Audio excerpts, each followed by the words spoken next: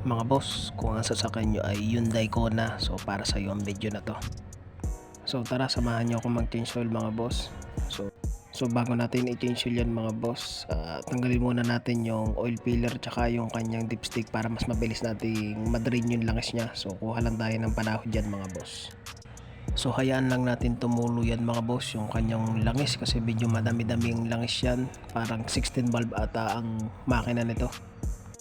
So hayaan ko lang tumulo yan mga boss hanggang sa maubos natin yan at madrain natin yung mga langis niyan sa makina at sa oil pan. So hindi ko na na-videohan yung pagkakalas ng oil filter mga boss kasi kinalas ko na yan kanina at ngayon lang kami mag-change oil nito. So susukatan ko to ng oil filter mga boss dahil wala kaming original na oil filter dito mga boss. So replacement lang yung sa amin dito na ginagamit.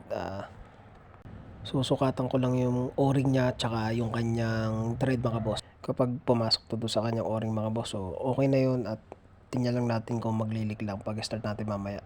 So isinara ko na nga yung kanyang drain plug dyan mga boss kasi wala na natulo dyan na langis.